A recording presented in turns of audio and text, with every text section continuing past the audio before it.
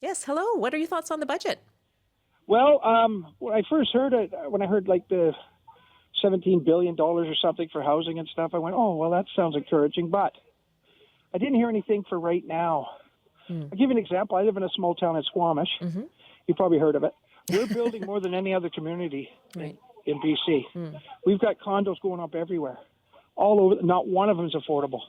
If you don't make $40,000 to $50,000 a year, you can't live there. Our average rent in this town for old places is $2,000 a month. I don't even get that much. Yeah. I'm getting $1,400 a month on disability total. That's with my CPP, my disability. So what I'm saying is, if we had the Olympics right now, I just mentioned this to your producer, that if we had the Olympics right now, there'd be housing everywhere. Because Whistler doesn't have the room, so Squamish would probably pick up the slack, and we'd bring in housing, we'd bring in all this infrastructure that we needed to get to house the athletes. What I'm saying is, us homeless people need that type of attitude. We need emergency housing. We need trailers. We need something to get us off the streets, because I know I don't want to live in a tent. I'm close to living in a tent because the place I'm living in is for sale. And I have zero place to go. I've tried everywhere. I phoned BC Housing. I phoned everyone. I phoned the MLA, Rajkaloon. I phoned every person I can. I've been on CBC with at federal on the in Ontario. I've been on everywhere trying to say we've got to do something now, because it's getting way worse than I've ever seen it. Wow.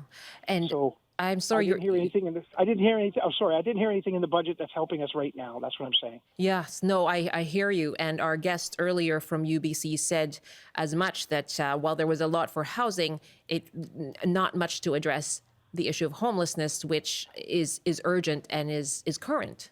And as you know, it's illegal. I don't know if you know about the Crab Park situation. I've been down there. I've seen it. And it's pretty sad. They won't even give them washrooms there. They won't give them big garbage cans to throw their stuff away. They won't. They just don't want them there. They just keep saying, "We don't want you here.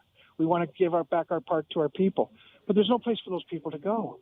And they would all go somewhere if there was emergency housing or something where they could go and stay in a trailer or whatever, and then, you have a washroom trailer, a little kitchen trailer, everything. People would use that.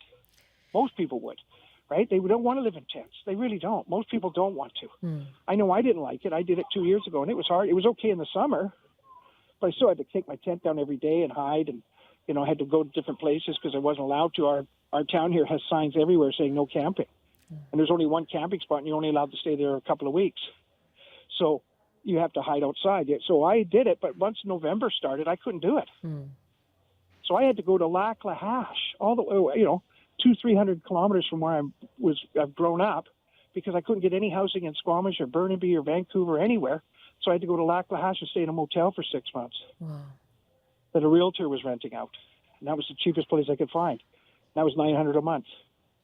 So. And now you're in Squamish. So I'm in Squamish, but I'm in a house that's for sale.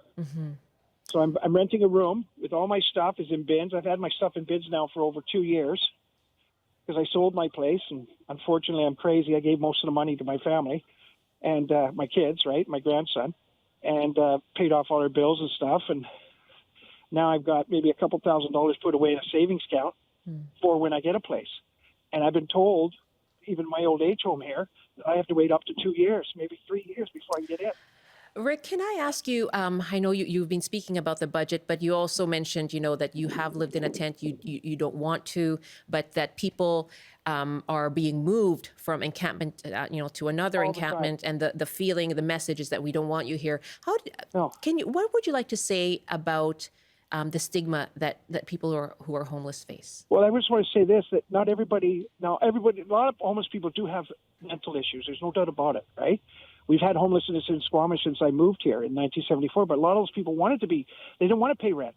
They wanted that freedom of living in a tent and that they gave that was their decision. Now there is no decision anymore. You have no choice. So what I'm saying to people is these people have no choice. They don't want to be in tents. If you talk to most of them, they say, no, this is horrible. It's a horrible way to live. You got to deal with rats. You got to deal with other people right beside you and stuff. It's just horrible. You have no privacy. You've got nowhere to go to the washroom. You got nowhere to clean up. You have to find a place. It's just a horrible way to live. And for our country to be like this, to say in our Constitution even that homes are for all Canadians, and then to say, well, you're on your own because you don't make enough money. It's wrong. That's what our town's doing. Our town in Squamish, like I said, I'm not exaggerating. When I say you have to make $4,000 to $5,000 a month to afford rent here, because the cheapest place is $2,000. Rick, that's for a dump. Yeah, I'm sorry that you're in this precarious situation right now, and I sure hope I you're able to appreciate find you something. listening, though. And like I said, all I was worried about with the budget, I mean, they're always talking about numbers and deficits and stuff like that, which I, as a layman, and most Canadians don't understand. We just say, if we have to spend money on housing spending, you're going to spend money on military. You're going to spend money when we have the Olympics. So let's spend money when we need housing now. That's all I'm saying. We hear you, Rick. Thank you very much. Thank you very much.